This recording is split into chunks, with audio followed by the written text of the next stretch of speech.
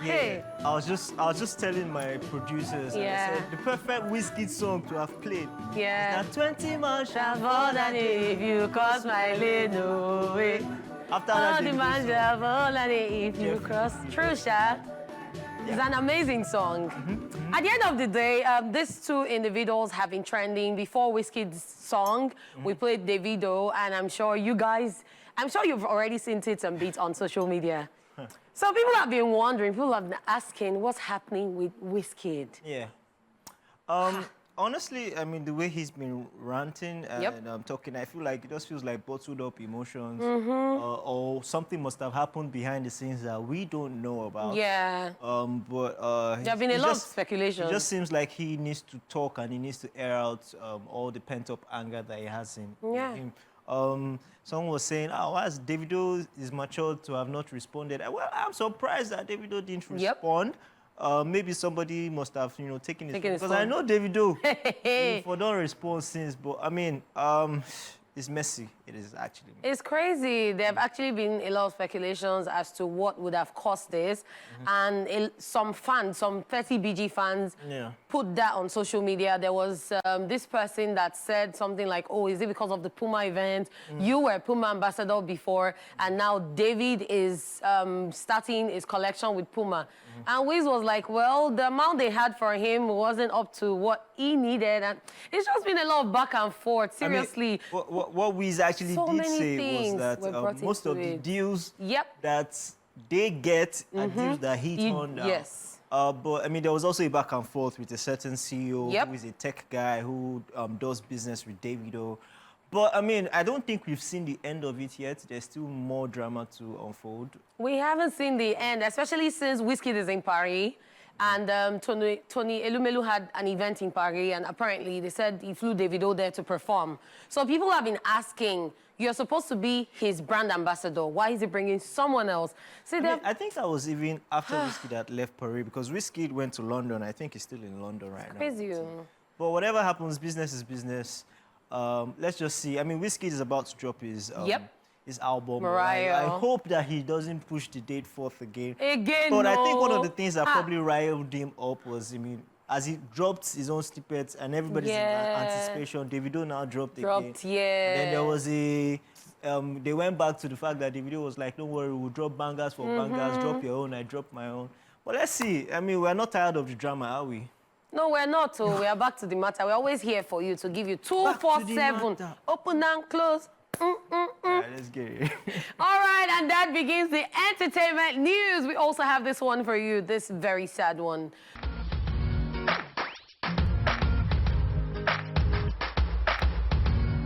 John Amos's daughter reveals she learned about his passing on the media. Late legendary American actor John Amos's daughter Shannon has come out to reveal that she learned of her father's death through the media, adding that her father died 45 days before his death was announced. Taking to social media shortly after her father's death was made public, Shannon wrote, and I quote, "I am without words. Our family has received the heartbreaking news that my dad, John Allen Amos Jr., transitioned on August 21st. We are devastated and left with many questions about how this happened 45 days ago. Learning about it through the media like so many of you. This should be a time of honoring and celebrating his life, yet we're struggling to navigate the wave of emotions and uncertainties surrounding his passing. Still, there is some semblance of peace in knowing my father is finally free. My family and I deeply appreciate the outpouring of love, calls, and texts. Please continue to hold our family in your thoughts and prayers. Thank you," end of quote. John Amos, best known for playing the patriarch James Evans Sr. on Good Times, the 1977 miniseries Roots, amongst others, died in Los Angeles at the age of 84. The actor's death was announced by his son Casey, who wrote, and I quote, "It is with heartfelt sadness that I share with you that my father has transitioned. He was a man with the kindest heart and a heart of gold, and he was loved world over. Many fans consider him as their TV father. His legacy will live on in his outstanding works in television and film as an actor," end of quote. Just so you know, back in November 2023, an acrimonious battle between Amos's children over their father's care and his legacy was made public. Shannon Amos had publicly accused her brother Casey of elder abuse, a claim he denied. In that November story, Shannon told the Hollywood Reporter that she supplied extensive documentation to law enforcement agencies in Colorado and New Jersey to investigate her claims of Casey's elder abuse, that over time her brother consolidated authority over their father and his affairs, as well as isolating him from members of his inner circle. Shannon also contended that her brother has impersonated their father in communications, disregarding his medical needs, mishandling his finances, and exploited and eroded his legacy. Casey, who has been developing a documentary about his father titled America's Dad, said that his sister has engaged in a crusade of character assassination in the hope of making him seem unfit. It's a really sad one. I hate to see families battle over things that can just be sorted out. But I mean, it just goes to show you that, I mean, there's a deep problem within the family. I mean, just days ago, we read about Fred and Martha complaining about his own complaints. It just shows that, you know, family-wise, they're not on the same frequency. They're not seeing. I was just going to say that, I mean, before you read out some other parts of the story, I was like, yo, I mean, daughter finding out in the media that the father passed away is not it's quite sad. So this family trended for a while, especially in 2023, because the brother, Casey, has been the primary caregiver of their father. So Shannon said that in May 2023, she was called and she was told that her father was sick. He was admitted in the hospital. He had some bruises and some other things. And that was when she went to law enforcement agencies accusing her brother of elder abuse, saying he wasn't taking good care of her father. And she was trying her best. At least she was caring for him in the way she could. She said she wasn't even there, but she made sure help got to him. So she made all these allegations in June. But then, after all of this, when her father got better, he came out to say that there was no elder abuse on the part of his son, and that if there was any abuse, it was on her part. So it's just been crazy because they've had their issues. Even the father said it, that the kids have had their issues. They love each other, but there's always misunderstanding between them. But the shocking part is now finding out 45 days after he died. That's the same thing we're saying here, that no matter what the quarrels will be, or no matter what the fights will be, it's a family. I think it was wrong on the son's part to not inform every member of family and say, you know, our dad just passed away. Regardless the stress or the turmoil you people have going on in the family, death is not something that you just hide and keep away from everybody. Sickness is not something you just hide and keep away from everybody. That's like almost 2 months. There are certain things in a family unit that everybody must be informed about. So it's for me, I think that it was wrong on his part too, because I mean he's the closest person. He's the person there when it all happened. You're the one that should disseminate the information. So but I mean this is a legend here that we're talking about. Yes, he and is. He passed away 3 weeks after the man who acted the king in Coming to America. I remember who you're talking about. He passed away 3 weeks, and he was also in that movie. He was the father of the lady, while the other man was the father of Eddie Murphy. So, yeah, I mean, these great legends are passing away. It just tells you that time is moving way faster than we can imagine. We'll definitely miss them. Yes, we will. Our regards to the family, and we wish them strength in these hard times. Amen. When I saw the news this morning, I was really teary-eyed, and I was hoping I won't cry on set, because I watched this man growing up. Like his son rightly said, he was a father to many. A lot of people didn't see him as their television father. They saw him as their father figure. And may his soul continue to rest in peace. Definitely.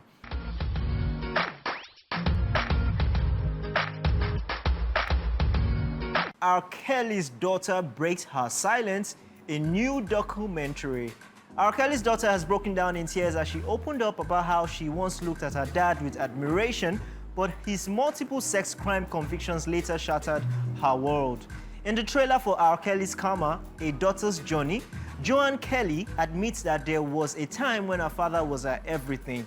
However, when his convictions for possessing child pornography and engaging in sexual acts with underage girls came to light, it completely changed her life.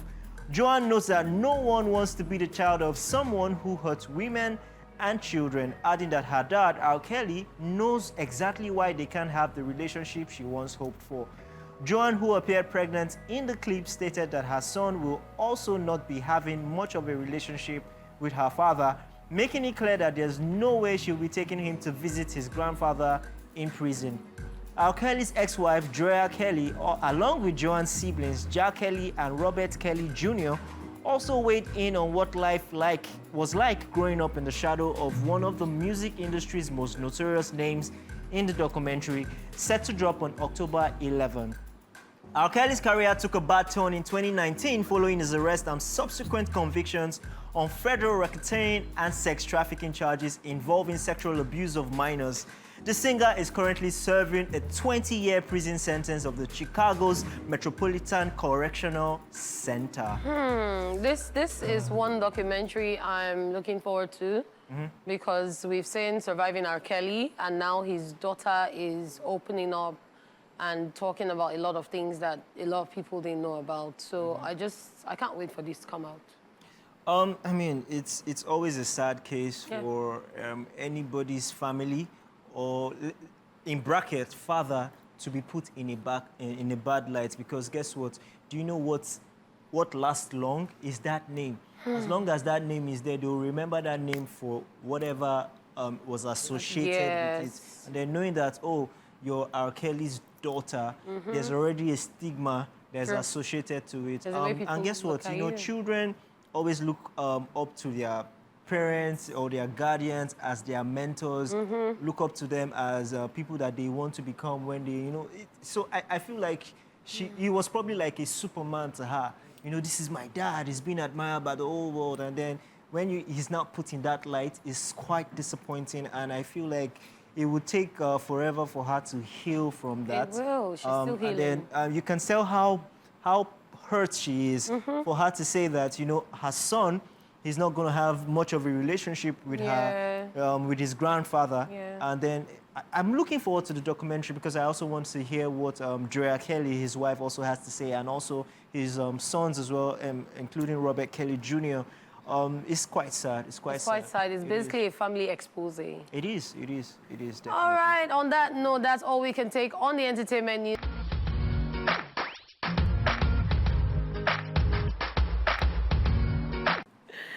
Welcome back to the show, guys. Thank you so much for staying here with us. Now, let's throw back to last week as we check out what went down at the premiere of the Nigerian movie titled Farmer's Bride.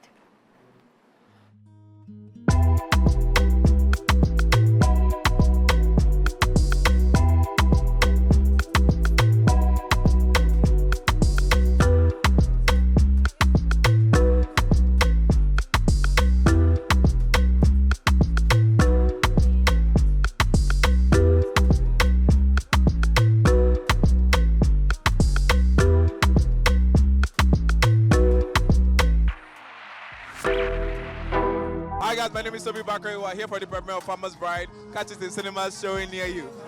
You're getting greedy. I didn't say you were ugly. I said you were old. We're here to see Farmer's Bride. I really want to see how the story goes, the acting. I saw a lot of kissing, by the way. The actors, Toby Bakari, Mr. Femi Branch, Eferele, like all the beautiful actresses in it. I expect like good vibes, like Nigerian movies, they've been doing so good. Nollywood has been doing so good, so I'm not expecting anything less from this movie, especially from Toby Bakari. He has been doing amazing work, and I'm sure they're going to kill it today. 10 over 10. Seeing Toby Bakari, action man himself, and some moves I tried to pull up, I'm like, I have to see this movie, and I'm here, right here, Filmhouse IMAX. The story is going to be interesting because I can, you know, there's love, there's all of that. There's Gwemi and Co. and Toby doing all their, you know, whatever it's called. See, stellar acting, to be honest. The trailer, like you said, looked amazing. I was able to maybe deduce the story a little bit from the teaser without, you know, getting all of it. So yeah, I just want to see fantastic acting, and I mean, of course, the culture, there is that as well. They're all really good actors in this film. It was a great trailer, and it did what trailers are supposed to do, which is make you want to see the film. Whoa, I'm expecting to see chaos. Huge chaos, because I saw something with the son or the supposed son of the man. I'm like, I'm in for this. Love it. So I play the character of Odun, the farmer's bride. Odun is a farmer who's married to a younger woman who did not want to be in that marriage. He's a widower who has been a widower for some years, but was convinced that he needed to marry because he was really a good guy.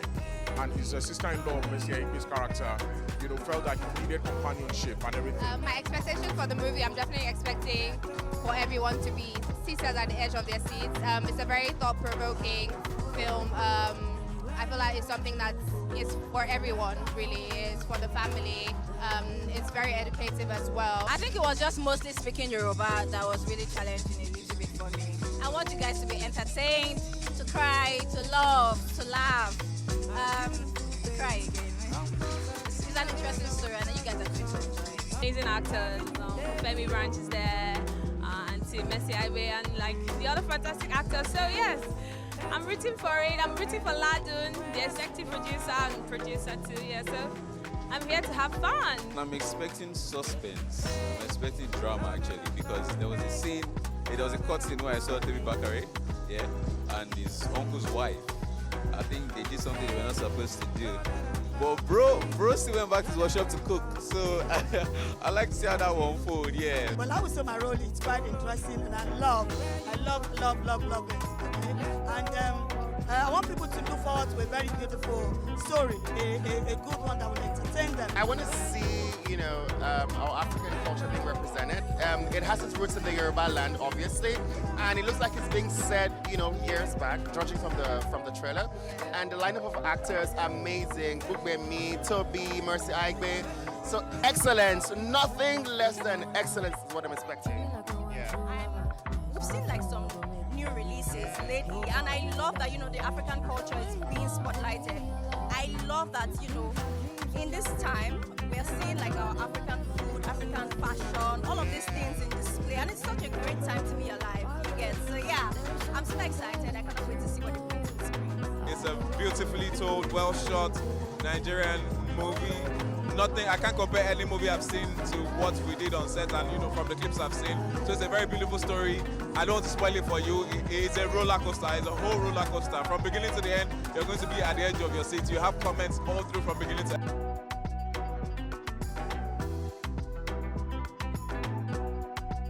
So let me just say welcome, guys. It is time for Social View, so be prepared to have a good time as we will be looking at some crazy moments from the world of social media. Jaypaul, are you ready?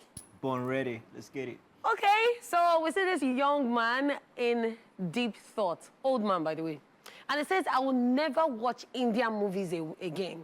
How can armed robbers sing inside the bank and the police outside start dancing? I don't know how these guys do it, but they Guy. always do it. There was one I saw, it's a popular video on social media that shows. So he uses banana to fight. So he fought like a whole gang of... With only banana. One banana. He just threw... I'm like, oh my goodness. Their imagination is out of this world. It's out of this world. Let's move on to the next one. So this person asks a question and answer, and this person says, have you dated someone and you think the person is your last bus stop, but suddenly the person starts behaving like roundabout? Has it happened to you before, Jaypaul? I can't relate with this. You can't relate? No, I mean... So what happened with Honeypot? I thought she was your last bus stop. No, Honeypot was just... She was just a stop. She was a comma. Ha! Not at all. So, in Lagos, there are a lot of vehicles that paste different things on them. People write different things. So this man knows his son, Obina. And then he decided to put this. He says, this motto is not for sale. Beware of my son, Obina. Be like, Obina, don't say everything for the house finish. No jokes, oh. No jokes. There's a particular boy that I know. This boy, they stress his papa. Stress. No jokes, so there are actually some terrible songs. It's the way Obina's name is in bigger caps lock. Anyway, he knows like my son, if anybody is going to sell this car, he knows who is going to sell it. What if Obina changes his name? No, Obina, they wait for him, papa, in future. Okay, so we see OJ and Jaypaul doing amebo. And then this one says, now when you need help, you go understand. Say, waiting for your phone. Now number you get, get contacts. Deep. Very deep. And this is a food for thought for many people. Deep. I always tell people, I mean, you need to know who are your colleagues. Yep. Who are your acquaintances and who are your friends and who is your close circle. Yeah. You have to actually know. And they always say, see, your net worth is your net worth. Because if you have a 5 million naira problem, your immediate circle should be able to rally raise around, you that 5M, you know. So if you don't have that, then you don't have friends. Yeah, that's what it is. Okay, words from Jaypaul, Mr. Flames on E-Splash on TVC, okay? Period. Let's take this last one. This guy's really, really upset. And this one says, when a movie is rated 18+ PG, but you see nothing happening. So this is a mixture of annoyance, anger, frustration, and disappointment, all in one face. Like, how? This guy likes bad things, Sha. What are you expecting? I don't know. I don't know. See, let's just come and carry our kaya and be going, and that's all we have from the world of social media, okay?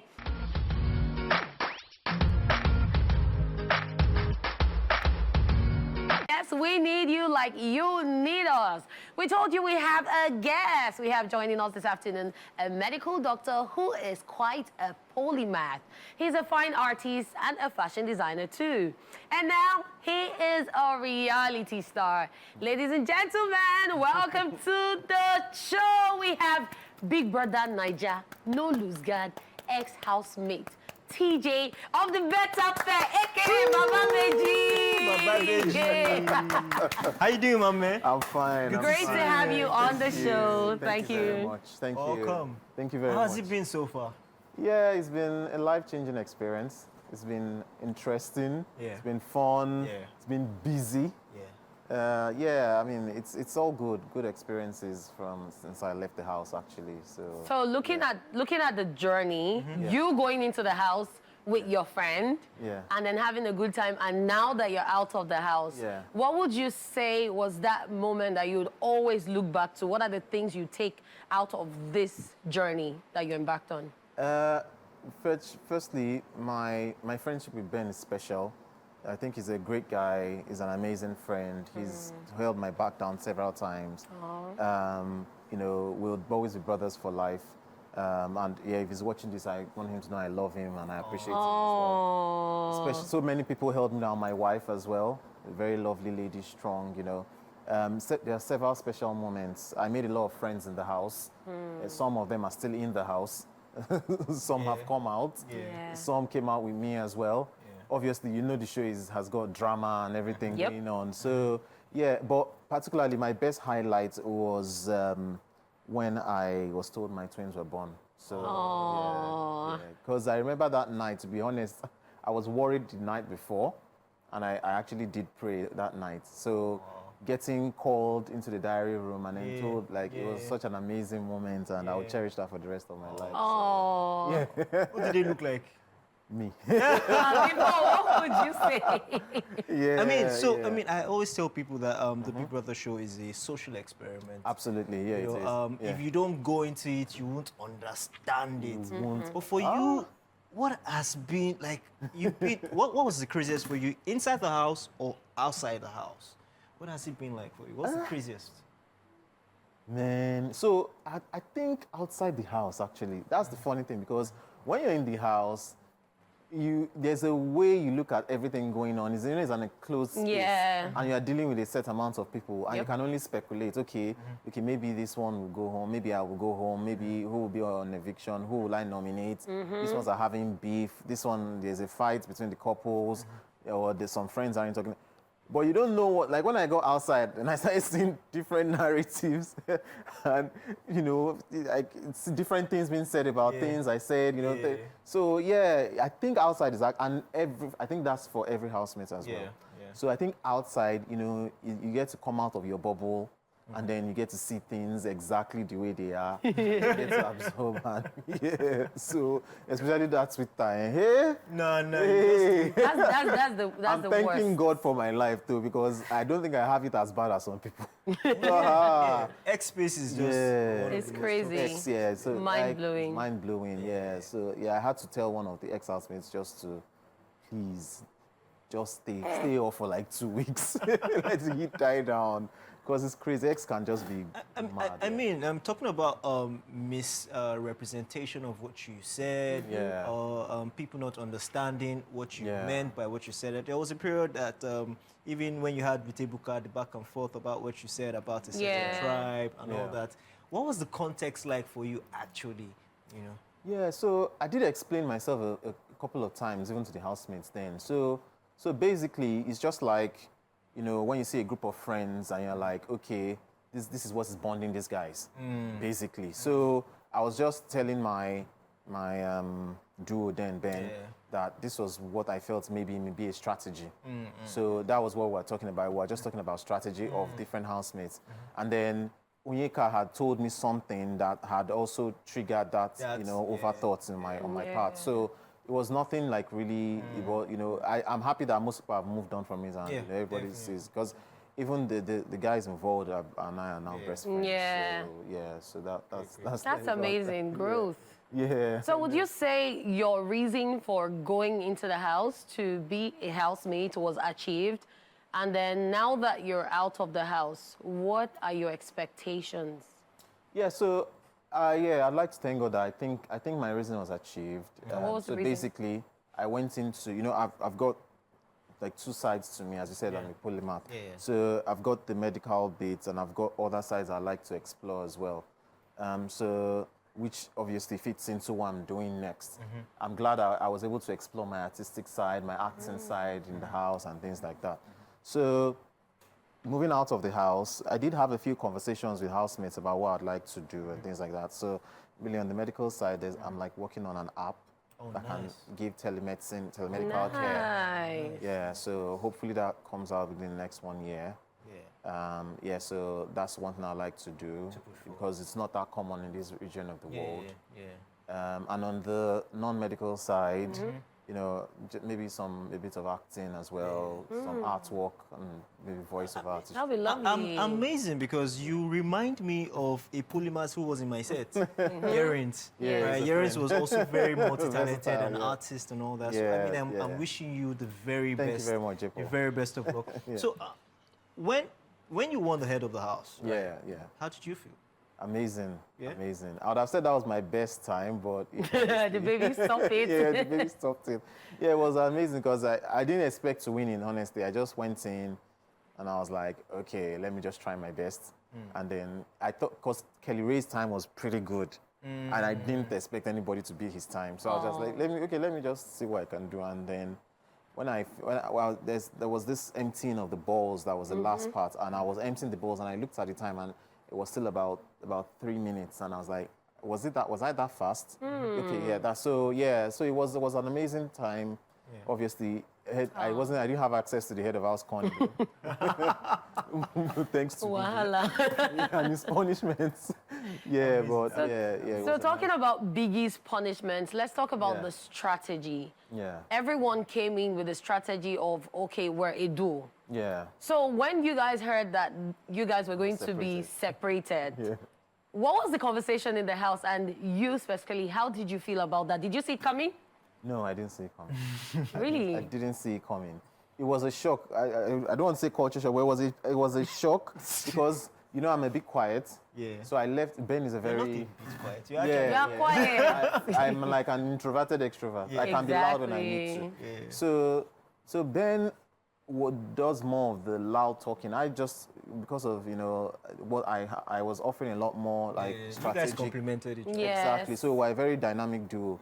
But I discovered when they separated us that I needed to like start talking more and making more friendships, you know, and so that's how I got closer to Nelly and Anita. And I got closer to the Aces, Tofa and Suj. So I wasn't talking to them before. They were majorly Ben's friends.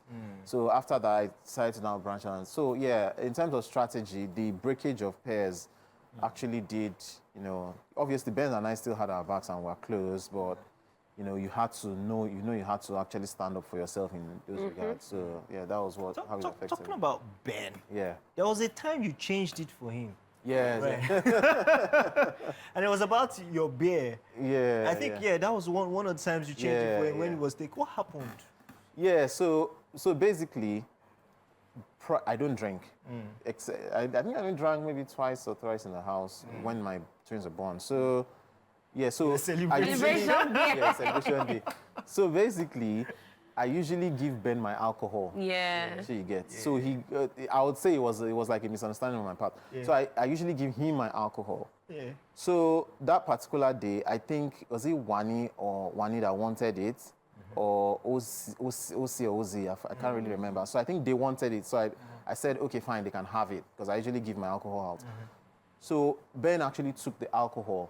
So I was just trying to tell him, oh, Wani had asked for it, blah, blah, blah, blah. So I think I was trying to tell him, okay, next time, tell me before you take it. But basically, I don't blame him for it, because I usually, yeah. Exactly, he usually takes it. So I guess that was what, So at the end of the day, I think he gave. Well, next time he continued taking it anyways. Ben. Quick one. Yeah. So coming out of the house and seeing this DRC go back into the house to create havoc. Yeah. What did you think of that situation? And then coming back out, Dami's apology. Okay, Dami she's a great lady. She's we bonded over the first week. I really don't know how to say that. So I think going back into the house, they were brought back into the house probably to ramp things up and all that. So on that side, sometimes, as humans, emotions tend to override you at the moment. You tend to be overzealous but Dami's apology was quite brave of her. I think she's a great lady. I've never had anything wrong to say about her. To be honest, the three of them are even my friends. Dami, Chinwe, and Ruthie. Dami, Ruthie, and Chinwe, all of them are friends with me. I don't really have anything to say about them. I think they were given, I wouldn't say an assignment, but they were brought back into the house for a reason. They were trying to carry out whatever reason they were brought back into the house. I think sometimes they may have, maybe emotions go over, maybe the emotions go, and that. But I mean, we're all humans. We make, all these things. Sometimes these things happen. Okay, because a lot of people have actually I saw it on come for X, victory. and they Quick question, right? If you were put back in the house, what dynamics would you have shaken up? What would you have done differently? I don't think I would have done much differently. So maybe I'd have been friends with people earlier. That's one thing. But I did last a bit in the game. Yeah, you did. So I don't really. Maybe I could say if I wasn't married, something may have changed. But me being the way I am, I don't really think there was really much I could have done. I think I really, and my best got me to where I did, and I won quite a bit of a lot of time. Yes, you made money, bro. You made money. Yeah, So talking about making money, what are your plans for the future? What should we expect from you, fans of TJ? Yeah, so the app is coming out. Yeah, so obviously I'm going to shoot some content, probably maybe work on one or two projects. I'm going to in future start a foundation as well. There's a mental health. Oh, nice. Yeah, female, female violence and things like that. So it's all onwards and upwards from here, hopefully. But firstly, I just want to reunite with my family. Oh, how do they reach you on social media? We've been talking every day virtually. No, your fans, how do they reach you on social media? Okay, so it's TJ_official on all platforms. Yeah. Okay. So that's it. Okay. The show is almost at an end. Yep. Yeah. Who are your winners? Top three. Do you mean who do I want to win? Who will win? Yes. It's difficult to call. It's honestly difficult to call. I have a lot of friends in the house, I won't lie. So just give us your top three. My top three.